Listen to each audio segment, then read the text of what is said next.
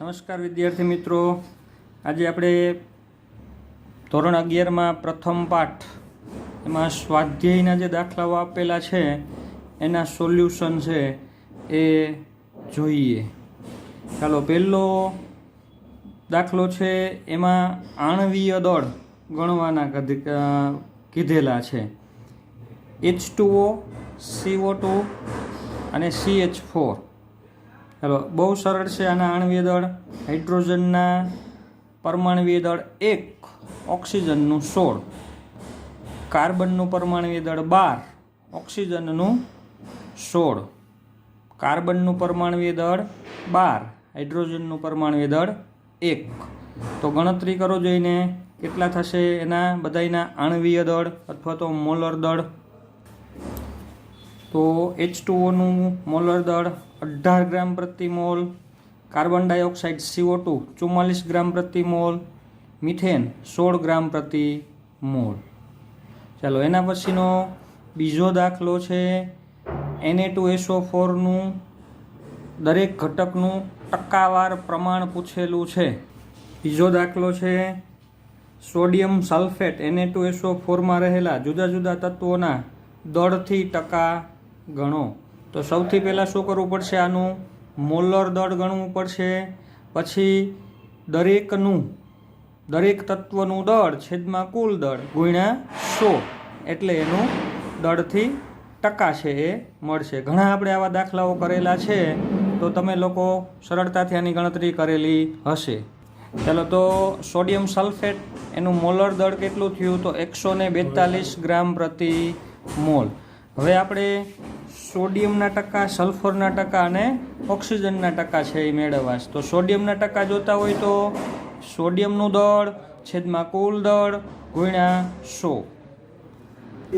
ચલો, તો સોડિયમના ટકા કેટલા થશે? તો 32.39%, સલ્ફરના ટકા 22.53% અને ઓક્સિજનના ટકા કેટલા મળશે? તો 45.07%.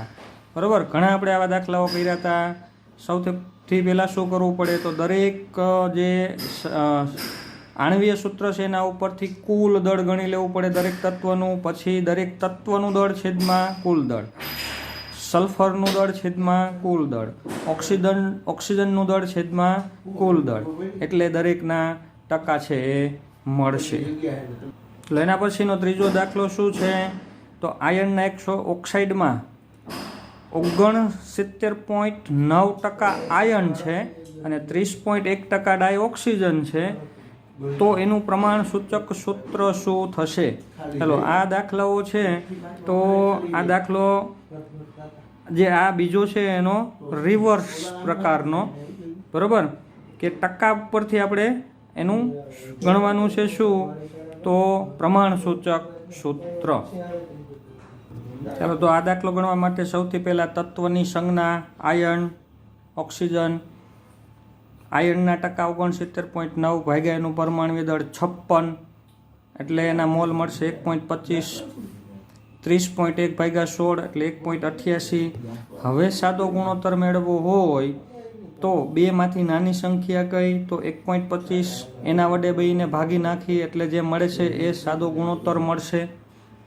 તો આયર્ન છે એ 1 મોલ હોય તો એની સામે ઓક્સિજન છે 1.5 મોલ. બરાબર.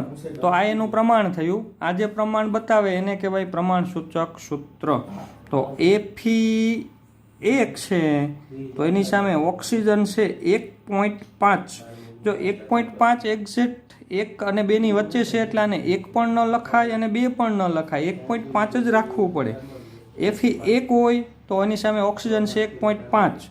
પૂર્ણાંકમાં ફેરવી નાખીએ તો 2 વડે ગુણી નાખીએ તો Fe જ્યારે 2 હોય તો સામે ઓક્સિજન 1.5 ગુણ્યા 2 એટલે 3. શું કર્યું? 2ને 2 વડે ગુણી નાખ્યા અને 2 વડે ગુણી 1 ગુણ્યા 2 તો 2 થશે. 1.5 ગુણ્યા 2 કરી તો 3. તો Fe2O3 આ થયું એનું પ્રમાણ સૂચક સૂત્ર. બરાબર છે. તો આવી રીતે ચાલો આના પછીનો આપણે ચોથો દાખલો જોઈએ. ચાલો, ચોથો દાખલો શું છે? તો ઉત્પન્ન થયેલ કાર્બન ડાયોક્સાઇડનું પ્રમાણ ગણો. જ્યારે 1 મોલ કાર્બનને હવામાં બાળવામાં આવે ત્યારે કેટલો કાર્બન ડાયોક્સાઇડ ઉત્પન્ન થાય? 1 મોલ કાર્બનને 16 ગ્રામ ડાયોક્સિજનમાં બાળવામાં આવે, 2 મોલ કાર્બનને 16 ગ્રામ ડાયોક્સિજનમાં બાળવામાં આવે ત્યારે કેટલો CO2 ઉત્પન્ન થાય? તો આપણે જે તત્વ યોગમિતિના દાખલા કરેલા હતા એ દાખલા છે, બરોબર? તો 1, 2 અને 3 આ તત્વ યોગમિતિના દાખલા છે. ચાલો કરીએ. તો સૌથી પહેલાં રાસાયણિક પ્રક્રિયા કાર્બન પ્લસ O2 ઓક્સિજન વાયુ, ઇટ ગીવ્સ CO2 વાયુ. તો આ થઈ રાસાયણિક પ્રક્રિયા. હવે આપણને શું આપેલું છે? કાર્બન કેટલો આપેલો છે? તો કાર્બન આપેલો છે 1 મોલ. કાર્બન આપેલો હોય તો CO2 કેટલો ઉત્પન્ન થઈ એ પૂછેલું છે. કેટલા મોલ ઉત્પન્ન થાય અથવા એનું કેટલું પ્રમાણ ઉત્પન્ન થાય એ પૂછેલું છે. એટલે આપણે લીટરમાં લઈએ અથવા તો ગ્રામમાં લઈએ કે ગમે તે, કંઈક ચોખવટ નથી, કેટલું પ્રમાણ ખાલી કીધેલું છે એટલે આપણે એને મોલમાં જ લઈએ. તો ભાઈ કાર્બન ડાયોક્સાઇડ કેટલા મોલ ઉત્પન્ન થાય, બરાબર, એ આપણે ગણતરી કરવાની છે.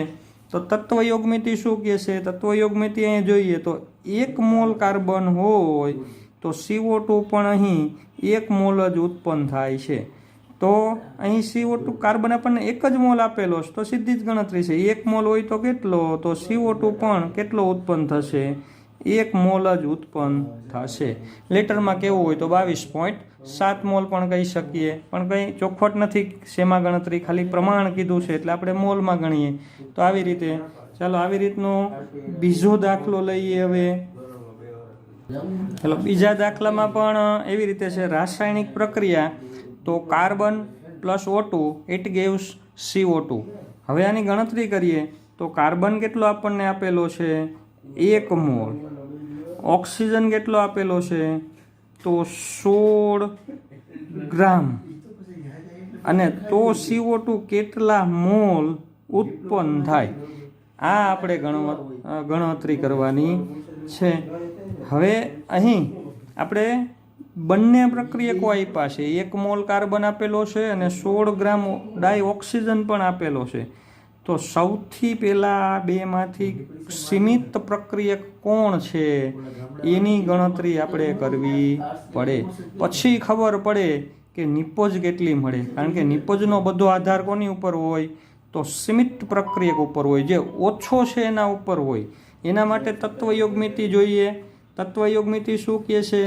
તો તત્વયોગમિતિ એમ કહે છે કે ભાઈ અહીંયા 1 મોલ કાર્બનનું દહન કરવું હોય તો સામે 1 મોલ ઓક્સિજન વાયુની જરૂર પડે.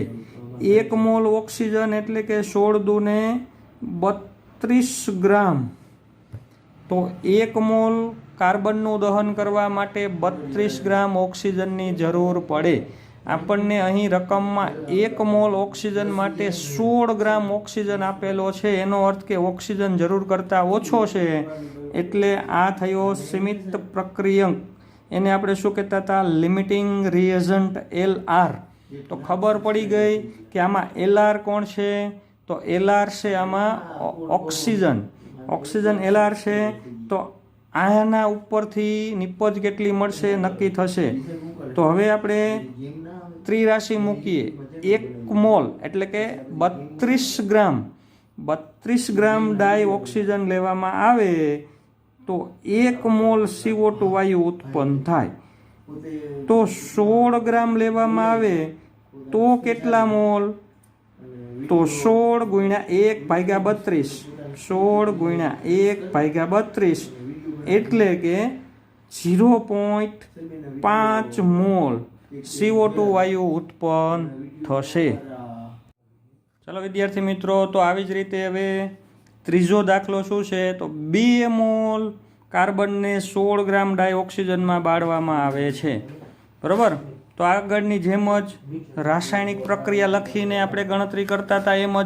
ચાલો તો રાસાયણિક પ્રક્રિયા carbon plus O2 it gives CO2, બરાબર. તો આવી રીતે બરાબર છે. તો રાસાયણિક પ્રક્રિયા લખીએ આપણે. હવે ગણતરી તો શું આપેલું છે? 2 મોલ કાર્બન સામે શું આપ્યું છે? 16 ગ્રામ ઓક્સિજન ડાયોક્સિજન સાથે પ્રક્રિયા કરે તો CO2 કેટલું બનશે? કેટલા મોલ CO2 બનશે? તો હવે તત્વયોગ મિતિ જોઈ. તત્વયોગ મિતિ એમ કહે છે કે 1 મોલ કાર્બન હોય તો સામે 16 દુને 32 ગ્રામ ડાયઓક્સિજનની જરૂર પડે.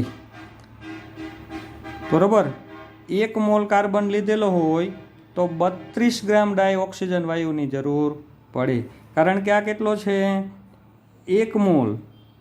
1 મોલ એટલે કેટલો થાય? 32 ગ્રામ. માસ્ટર સૂત્ર મૂકીને પણ તમે આ શોધી શકો કેટલા ગ્રામ થાય. તો 32 ગ્રામ ડાયઓક્સિજનની જરૂર પડે. તો 2 મોલ લીધેલો હોય તો હકીકતમાં ડાયઓક્સિજનની જરૂર પડે 64 ગ્રામ, પણ આપ્યો છે માત્ર 16 ગ્રામ. એટલે કે આ છે લિમિટિંગ રિએજન્ટ LR. તો અહીં પણ ઓક્સિજન છે લિમિટિંગમાં છે. બરાબર, તો નિપજ કેટલી મળશે એનો આધાર બધો LR ઉપર હોય. તો ત્રિરાશિ 32 ગ્રામ ડાયઓક્સિજન લેવામાં આવે તો કાર્બન છે એ 1 મોલ CO2 વાયુ બને. તો 16 ગ્રામ લેવામાં આવે તો કેટલા મોલ બનશે? તો એના માટે આગળ કર્યું હતું એમ 16 ગુણ્યા 1/32 એટલે કે 0.5 મોલ. આમાં પણ 0.5 મોલ જ બનશે. શા માટે? કારણ કે તમે અહીંયા carbon 1 mall 2 mall 5 mall 10 mall ગમે એટલો લ્યો, પણ તમારો ઓક્સિજન તો અહીંયા માપે જ છે, લિમિટિંગમાં 16 ગ્રામ જ છે. તો હવે CO2 કેટલો બનશે એનો આધાર અહીં કાર્બન ઉપર નથી, પણ માત્ર ઓક્સિજન ઉપર જ છે. કારણ કે ઓક્સિજન લિમિટમાં છે, તો નિપજ કેટલી મળશે એ બધો આધાર લિમિટિંગ રિએજન્ટ ઉપર હોય. બરાબર છે? ચાલો એના પછીનો દાખલો જોઈએ. 5મો શું છે? તો 5મો જે દાખલો છે એ જલીય દ્રાવણ બનાવવા માટેનો છે. કેટલી એની મોલર દળ શું ગણવાનું કીધું છે? તો આ જે દાખલો છે એ જે દ્રાવણની સાંદ્રતાને લગતા દાખલાઓ છે એને લગતો છે. પણ આપણો જે આ કોરોના કાળ દરમિયાન જે કોર્સ કટ કરેલો છે એમાં 11મા ધોરણમાં હાલ પૂરતો જે છેલ્લા ટોપિક હતા દ્રાવણની તત્વયોગ મિતિ એ આપણે નથી લીધેલા, એટલે આ દાખલો હાલમાં આપણે અત્યારે ગણીશું નહીં. તમે 12માં આવશો ત્યારે એની સમજૂતી છે એ આપવામાં આવશે. ચાલો એના પછી 6થો છે એ પણ દ્રાવણની સાંદ્રતાને લગતો દાખલો છે, એટલે હાલ એ પણ આપણે નહીં ગણીએ.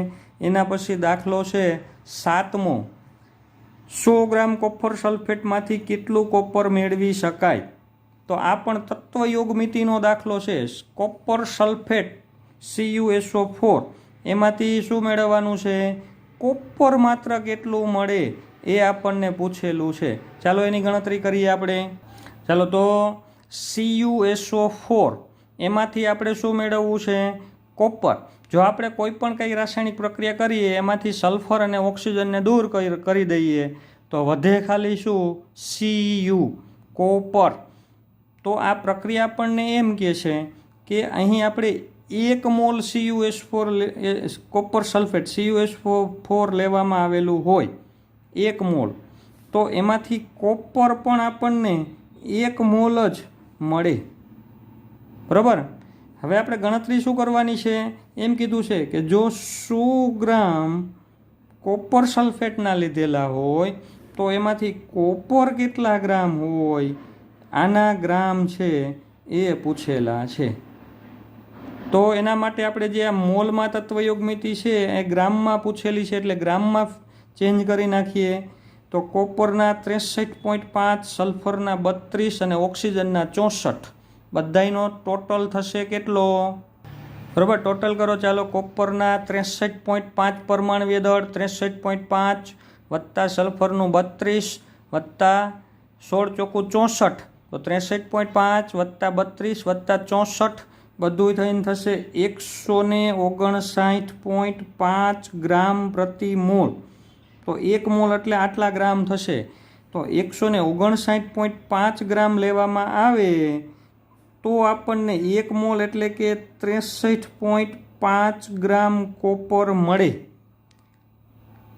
બરાબર. ટોટલ 159.5 ગ્રામ જો કોપર સલ્ફેટ લીધું તો એમાંથી કોપર ખાલી કેટલું હોય 63.5, બાકીનું 32 ગ્રામ સલ્ફર છે એ દૂર થઈ જાય, 64 ગ્રામ ઓક્સિજન છે એ દૂર થઈ જાય, તો ખાલી 63.5 ગ્રામ કોપર મળે. તો આપણો પ્રશ્ન એ છે કે 16 ગ્રામ લીધેલું હોય, 100 ગ્રામ લીધેલું હોય તો કેટલું?